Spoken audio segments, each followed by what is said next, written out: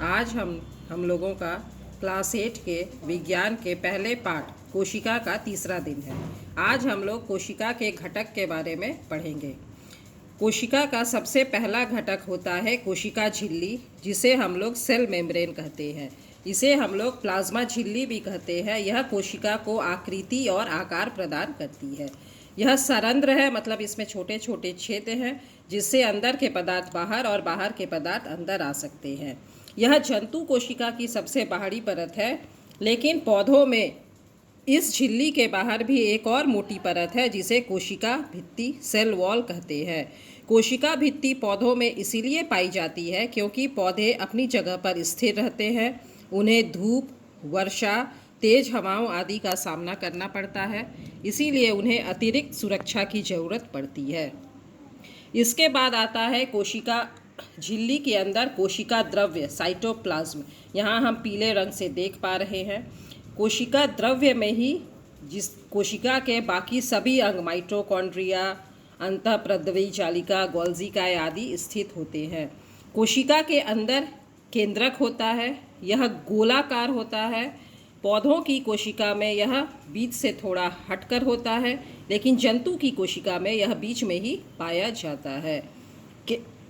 सामान्यतः एक कोशिका में एक ही केंद्रक पाया जाता है, लेकिन पैरामीशियम में 2 केंद्रक, राइजोपस में अनेक केंद्रक और मनुष्य की लाल रक्त कोशिकाओं में केंद्रक अनुपस्थित होता है। केंद्रक के अंदर केंद्रक झिल्ली से घिरा हुआ होता है। केंद्रक झिल्ली के अंदर केंद्रक द्रव्य रहता है और केंद्रिका पाई जाती है। यहाँ हम लोग केंद्रिका देख रहे हैं।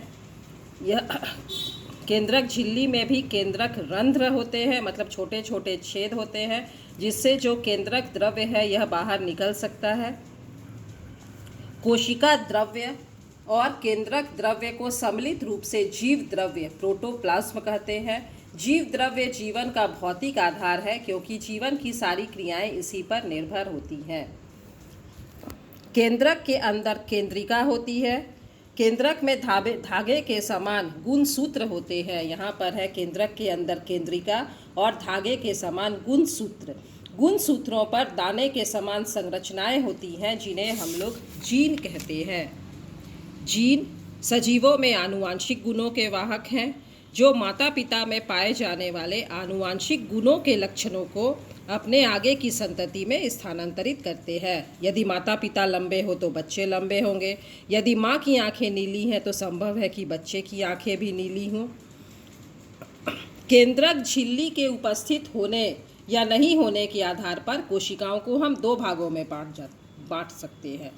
जिन जीवों में केंद्रक के चारों ओर पाई जाने वाली केंद्रक झिल्ली अनुपस्थित है, मतलब जिनका केंद्रक सुसंगठित नहीं है, उन्हें हम प्रोकैरियोटिक कोशिका कहते हैं। और ऐसे जीवों को प्रोकैरियोट्स कहते हैं, जैसे जीवाणु, नील हरित शैवाल। यहाँ पर ई कोलाई जीवाणु हम लोग देख रहे हैं। प्याज की झिल्ली और गाल की कोशिकाओं में झिल्ली युक्त सुसंगठित केंद्रक होता है। इन्हें यूकैरियोटिक कोशिका कहते हैं और ऐसे जीवों को यूकैरियोट्स कहते हैं। तो यह था हम लोगों का कोशिका के घटक। अब तुम लोग यहाँ पर इन प्रश्नों के उत्तर लिखोगे। यह तुम लोगों का होमवर्क है। कोशिका के 3 मुख्य घटक कौन हैं? कोशिका झिल्ली, कोशिका द्रव्य, केंद्रक। पौधों में पाई जाने वाली सबसे बाहरी परत का नाम क्या है? कोशिका भित्ति सेल वॉल। कोशिका द्रव्य में पाए जाने वाले कोशिका अंगक के नाम क्या हैं? माइटोकॉन्ड्रिया, गोल्जिकाए, राइबोसोम, हरित लवक, रसधानी। तो इन तीनों प्रश्नों के उत्तर लिख करके अपनी कॉपी में तुम लोग मुझे दिखाओगे।